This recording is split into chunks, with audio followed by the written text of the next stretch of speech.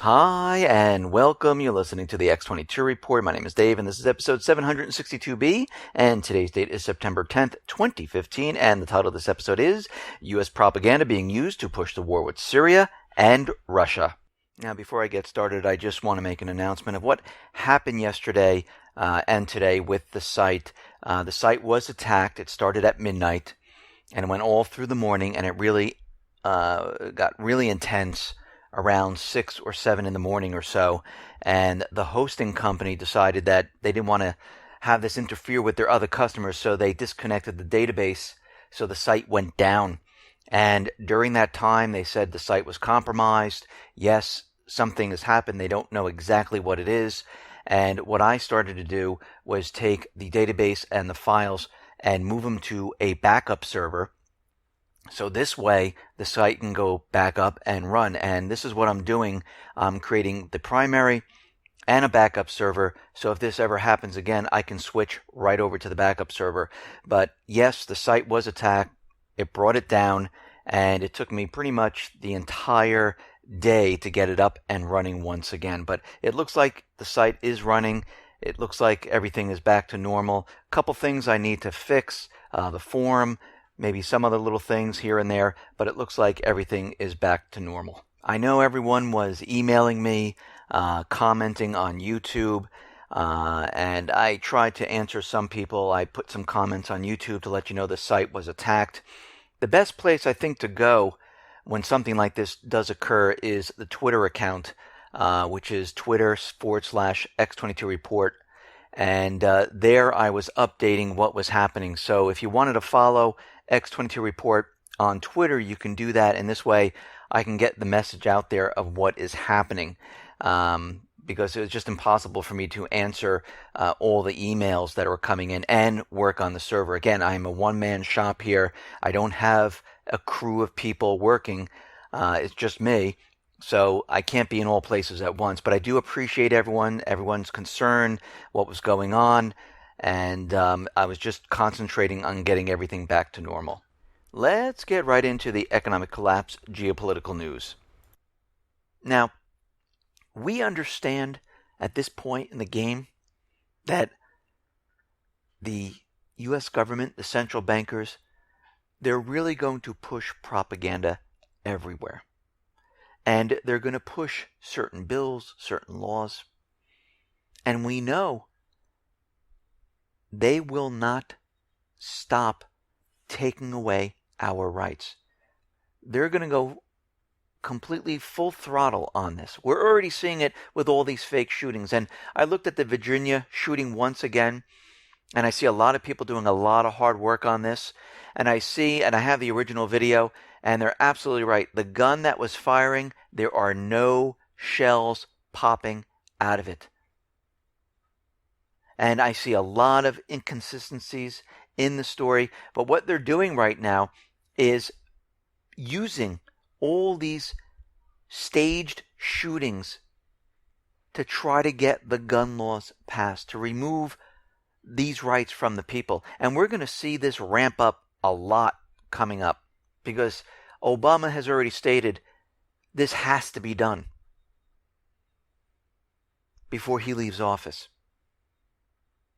And we know that most of these, I'm not saying all of them, but most of them are completely fake to make people believe that guns are bad. But instead, you need to look at the source. It's almost like when you're driving down the road and someone hits you with the car or crashes into you. I mean, back in, when was this? Back in 1992, I was in a head-on collision. I didn't get hurt or anything like that. But the person who hit me backed up with my bumper in their bumper, went around me, and left. Come to find out, that person was drunk. Now, did I blame the car?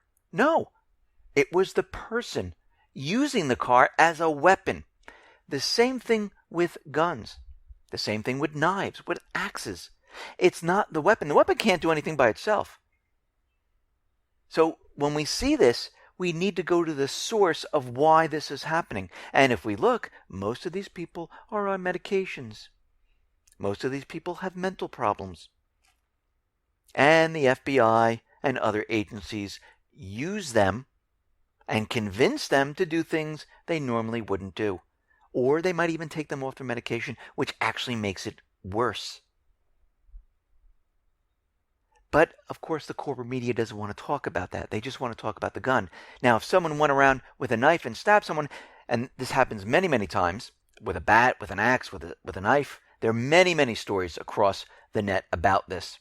The corporate media doesn't want to touch that because that doesn't push their agenda. Their agenda is to get the weapons away from the people. Because when you remove the weapons from the people can be controlled. When the people have the weapons, they can control the government. And they know this. And this is why they're pushing so hard. Now, a lot of the big corporations are still fighting the U.S. government. We know the FBI and other agencies, they want not even backdoors anymore. They just want to come right through the front, and they want the method and the keys to encryption. And it looks like Microsoft right now, Apple, and many others are continually battling the U.S. government in federal appeals court. And many customers now are looking to smaller email encryption services, and there are many out there that you can either get them for free or pay a small fee to have the encryption.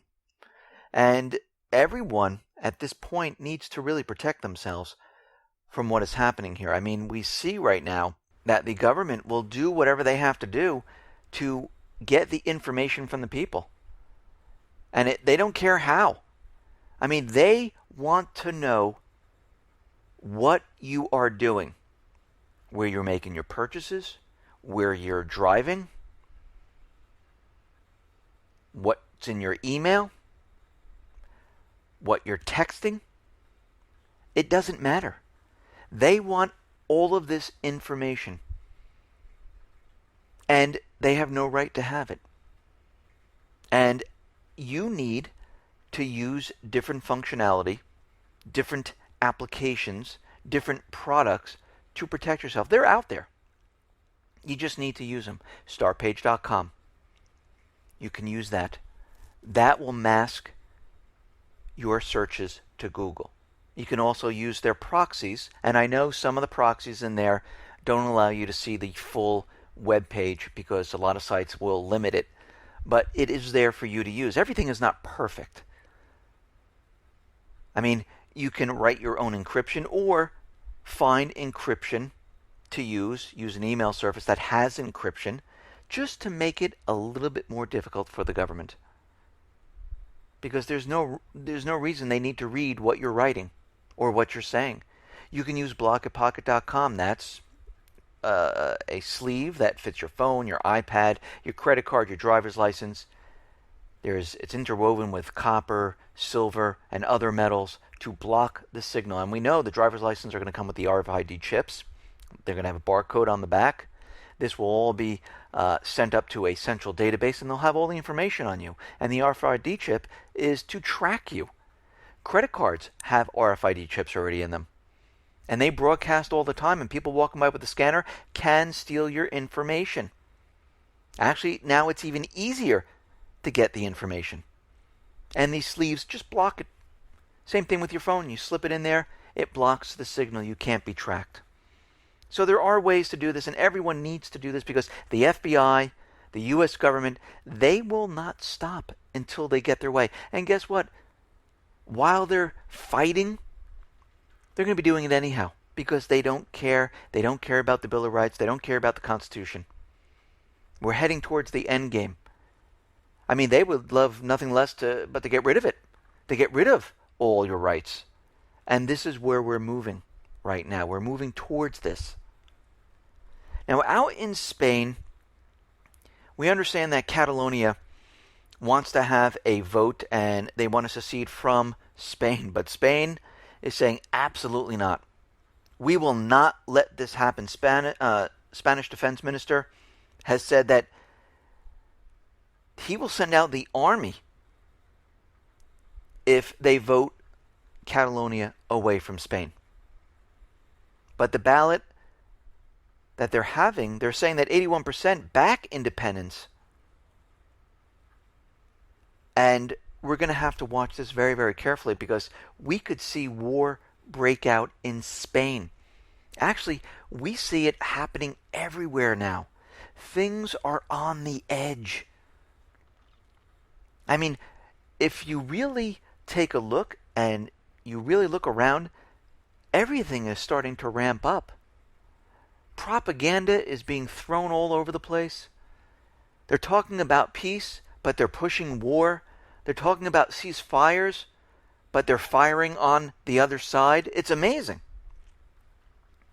And out in Ukraine, we have Prime Minister Yatsenyuk, and Russian investigators have been investigating him, and they have found that he was part of the Chechnya movement in the mid-1990s, and he's committed war crimes against Russian servicemen and the Interior Ministry troops during an anti-terror operation. And they're investigating him right now. Now, of course, the United States government central bankers put him into power. He was chosen way before the coup d'etat. And he is a central banker. And he's really running the country right now. Now, Kiev, even though we have this ceasefire and they're saying it's holding, they are still firing on the southeastern people. They have fired 7 times, violating the Minsk ceasefire agreement. And of course, they just agreed once again, but we know it's not going to hold.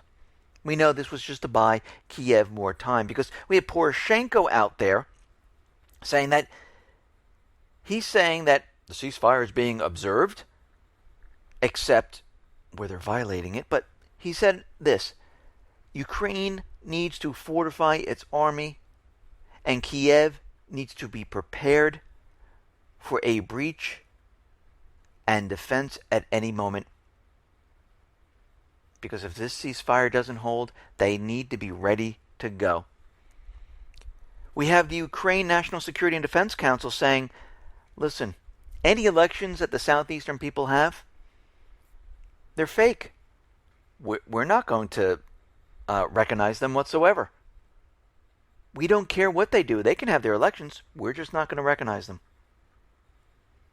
And we know at this point that the ceasefire is not going to hold. We've seen this countless times. Nothing's changed there. And if they really wanted to abide by the ceasefire, U.S., UK, Poland, Spain, they wouldn't be in Ukraine training the soldiers. We wouldn't have military from other countries in Ukraine, because that violates the Minsk agreement. And this is how you know they're not going to abide by it. Have you ever seen the U.S. government central bankers back down? No. They keep pushing forward. And if it leads to war, it leads to war. Now, we understand that the Chinese sailed their ships up to Alaska, and the U.S., the corporate media was all out there using the propaganda that, oh my God, they're in international waters, and they're sailing near Alaska, which is near Russia, which is near China, which is absolutely ridiculous because it's international waters. The U.S. does this all the time. Ships are in the Middle East, in the Mediterranean, in the Black Sea, in the Pacific. But the U.S. right now, because of what happened in the Bering Straits, they're going to take a fleet of ships and they're going to sail by China's man-made islands. Now, why would they do this at this point? To provoke China. This is what we are seeing right now. We are witnessing the lead up to World War III. When we look back in time, people are going to say, yes, on this date, military assets were moved. On this date, the U.S. had a coup d'etat in Ukraine. On this date, NATO expanded its forces. On this date, the U.S. brought its fleet into the Pacific. On this date, the U.S. brought advisors and troops into the Middle East. On this date, the U.S. used the proxy army of the Islamic State to attack Syria. This is what we're going to see. And it'll all be condensed. And we will say, yes, this is what happened during this period. Now, of course, the winning side will change it around a little bit.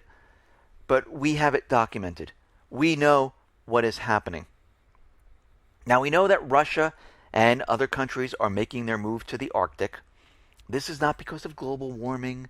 This is because there's oil, natural gas, and it is a strategic location, and everyone is getting up in this area to set up drones, satellites, radar systems, not satellites, radar systems.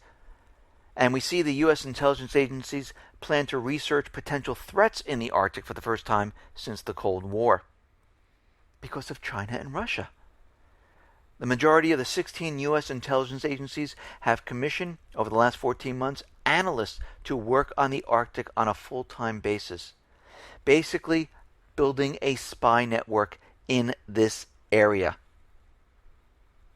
We can see everything is continually moving towards war. Now, out in Yemen, we see the war being pushed hard. The U.S. is orchestrating the entire thing. They have all the Middle Eastern countries like Egypt, Bahrain, Qatar, Saudi Arabia, all getting ready to invade Yemen. It's already started. Saudi Arabia has already put ground troops in Yemen.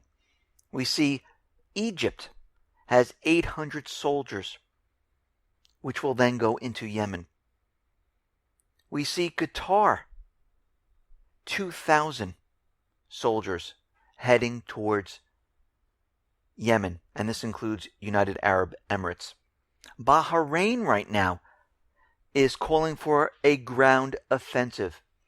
The airstrikes can only do so much. They need to bring in the ground forces to maintain control of certain areas. It's the only way it works. It's the only way you can capture a country. You just can't bomb. You need the soldiers. We are now seeing the invasion of Yemen because none of these countries have been invaded by Yemen. The U.S. decided that we need to go back in there and bring back the puppet government because the people said we don't want the puppet government, and this is not okay with the United States government central bankers. No one does this. No one kicks out the puppet government once we place it in there. And if you do, we will punish you. And when I say we, it's the United States government central bankers punishing the people of Yemen. And we see the same thing is happening in Libya, Lebanon, Iraq. This is what it's all about. And they're trying to push the war to Syria now. But now they're accelerating everything. You can tell because we're hearing all this propaganda. They're banning Russian flights. Bulgaria right now, before they allow Russian flights over to Syria, they want to inspect the cargo of the planes. And once they inspect it, they will allow the humanitarian aid to go over to Syria. Greece is saying, you know something? Russian planes can fly over our airspace. Not a problem. Ukraine right now is closing the airspace for any Syrian-bound Russian plane. If it has humanitarian aid, it doesn't matter. Yatsenyuk ordered a Ukrainian state company that services the country's air traffic to strengthen control over any flights of Russian aircraft to Syria. So why is this all happening? Because they are pushing the propaganda that we will be going to war with Syria and Russia very soon. The UK right now is planning to up the drone strikes in Syria. Now, are they targeting the Islamic State? We know they're not. They're going to be targeting the Syrian armed forces that are loyal to Assad. Now, of course, we hear in the corporate media, Russia is bringing in tanks, they're flying military aircraft. This is all complete propaganda. Actually, we heard all of this once before. when the U.S. was having a coup d'etat in Ukraine. We heard NATO. We heard Ukraine. We heard the U.S. saying Russia was invading. When Crimea was voting Crimea away, what did they say? Troops are being brought into Crimea. Well, they already had a base there. There were already troops there. They didn't have to bring in troops. The same thing with Syria. Wait, they have a port there, Tartus. Yes, they have warships there. Yes, they have an alliance with Assad. Yes, they have advisors there. But when you listen to the corporate media, they're making everyone believe that we are going to war with Russia. I mean, listen to this. Russian forces have begun participating in military operations in Syria in support of government troops. 3 Lebanese sources familiar with the political and military situation there said on Wednesday. The sources speaking to Reuters could not be identified. This is what they do. There's never any proof. It's all propaganda. And right now, yes, Russia has advisors there. Russia is training Assad's forces. Yes, they have military weapons there. Are they in the fight? No. Think about what Putin's doing. He is telling everyone that we are going to fight the Islamic State with Assad because the U.S. wouldn't accept Russia. But we all have the same common goal, to remove the Islamic State. But the United States does not like this. This cannot happen because it's the proxy army for the United States. And we know that they're not really hitting the Islamic State because listen to these figures. 1 year, 6,700 airstrikes, $4 billion later.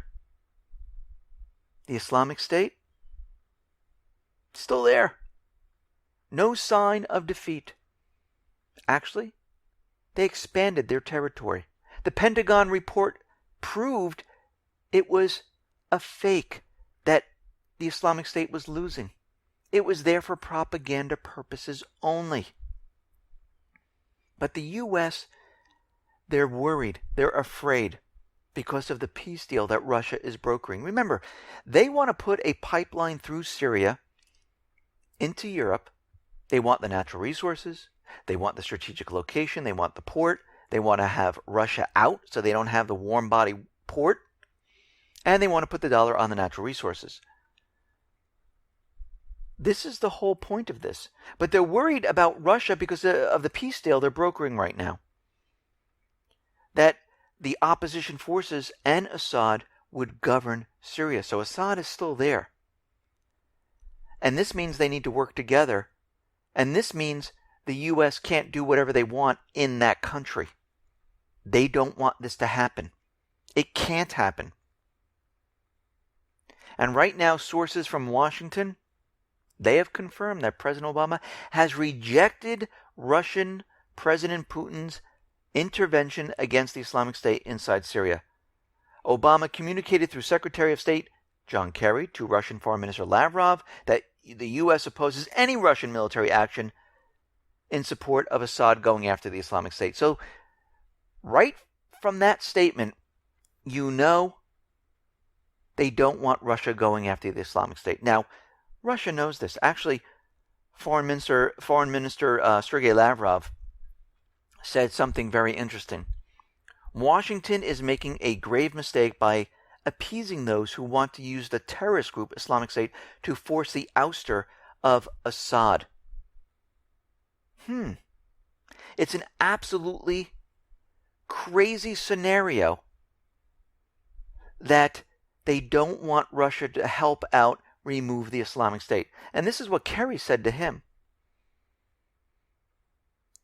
He is pushing the very strange idea that supporting Assad in his anti-terror fight only strengthens the position of the Islamic State because the sponsors of the Islamic State would pump even more arms and money into it.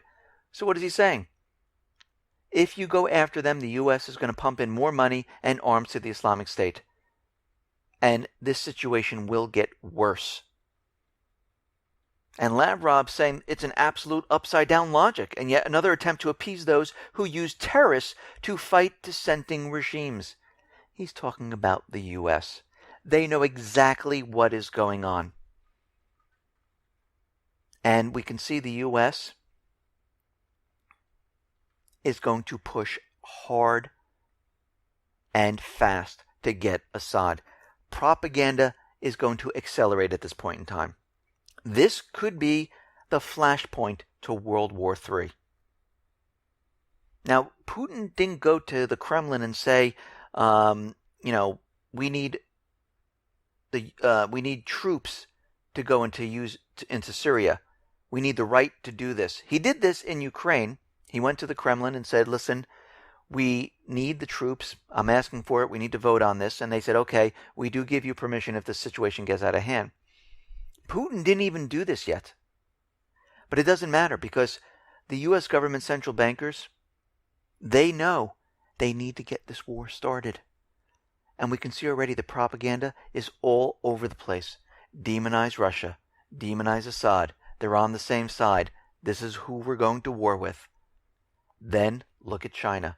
They're next. That's the enemy. Then North Korea. Then eventually Iran.